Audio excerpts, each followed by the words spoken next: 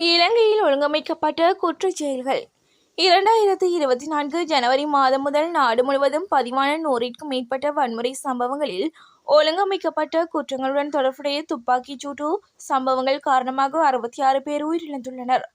இவற்றில் கடந்த 3 மாதங்களில் மட்டும் பாதாள உலகத்துடன் தொடர்புடைய ஒழுங்கமைக்கப்பட்ட குற்றம் தொடர்பான துப்பாக்கிச் சூடுகளில் 13 இறப்புகள் நிகழ்ந்துள்ளன. வெளிநாடுகளிலிருந்து செயற்படும் கடத்தல்காரர்களின் ஈடுபாடு இதில் பெரும்பாலான கொலைகளுக்கான காரணங்கள் என்று கண்டறியப்பட்டுள்ளன. கொழும்பிலிருந்து சென்ற பேருந்து விபத்து. கொழும்பிலிருந்து பசறை நோக்கி சென்ற தனியார் பேருந்து ஒன்று விபத்துக்குள்ளாகியுள்ளது.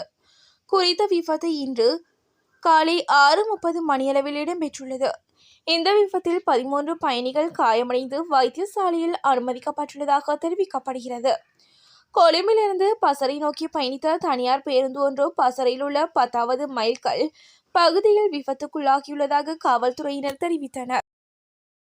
அதிரடியாக அதிகரித்த சிகரெட் மற்றும் மதுபான விலைகள். இன்று முதல் நடைமுறைக்கு வரும் வகையில் சிகரெட் விலையை அதிகரிக்க இலங்கை புகையிலை நிறுவனம் தீர்மானித்துள்ளது. கலால் வரி அதிகரிப்புடன் சிகரெட் விலைகளை அதிகரிக்க தீர்மானிக்கப்பட்டதாக அந்த நிறுவனம் தெரிவித்துள்ளது. அதன்படி 4 வகையான சிகரெட்டுகளின் விலை 5 மற்றும் 10 ரூபாவால் அதிகரிக்கப்பட உள்ளதாக இலங்கை புகையிலை நிறுவனம் தெரிவித்துள்ளது.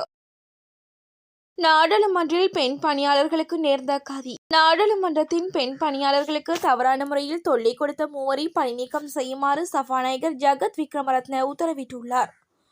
ஓய்வு பெற்ற மேல் நீதிமன்ற முன்னாள் நீதிபதி குசால சரோஜினி வீரவர்தன தலைமையிலான குழு சம்பவம் தொடர்பான விசாரணைகளை மேற்கொண்டதன் அடிப்படையில் சபாநாயகர் இந்த தீர்மானத்தை எடுத்துள்ளார்.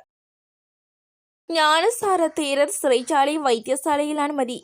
சிறையில் அடைக்கப்பட்டுள்ள பொதுபல சேனா அமைப்பின் பொதுச் செயலாளர் கலகுட அத்தை ஞானசார தேரர் சிறைச்சாலை வைத்தியசாலைக்கு மாற்றப்பட்டுள்ளார். இஸ்லாம் மதத்தை அவமதிக்கும் வகையில் கருத்து வெளியிட்டதற்காக ஞானசார தேரருக்கு கொழும்பு மாஜிஸ்திரேட் நீதிமன்றம் உத்தரவின் பிரகாரம் 9 மாத சிறை தண்டனை விதிக்கப்பட்டது. எனினும் அவருக்கு சுகவீனம் ஏற்பட்டிருப்பதன் காரணமாக மறுநாளே அவர் சிறைச்சாலை வைத்தியசாலையில் அனுமதிக்கப்பட்டுள்ளதாக சிறைச்சாலைகள் திணைக்களம் தெரிவித்துள்ளது. ஜனாதிபதி அனுரவின் அரசுமுறை விஜயம் தொடர்பில் சீனாவின் முக்கிய அறிவிப்பு. ஜனாதிபதி அனுரகுமார திசாநாயக்கவின் சீன விஜயம் மிகவும் முக்கியத்துவம் வாய்ந்தது என்று சீன வெளியுறவு அமைச்சக பேச்சாளர் ஹவா சுன் இங் அறிவித்துள்ளார். இலங்கை ஜனாதிபதியின் சீன விஜயம் தொடர்பில் விளக்கமளிக்கும் வகையில் நேற்றைய தினம் செய்தியாளர்கள் முன்னிலையில் அவர் இதனை குறிப்பிட்டுள்ளார். தென்னிலங்கையில் துயரம். 12வது மாடியிலிருந்து விழுந்து சிறுமி உயிரிழப்பு.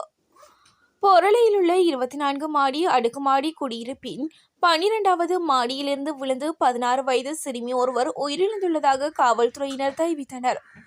குறித்த சம்பவம் நேற்றிரவு இடம்பெற்றுள்ளதாக தெரிவிக்கப்படுகிறது.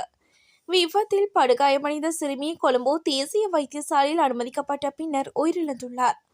பொருளை சர்பன்டைன் வீதியை சேர்ந்த 16 வயதுடைய மாணவி ஒருவரே இவ்வாறு உயிரிழந்துள்ளதாக காவல்துறையினர் தெரிவித்தனர்.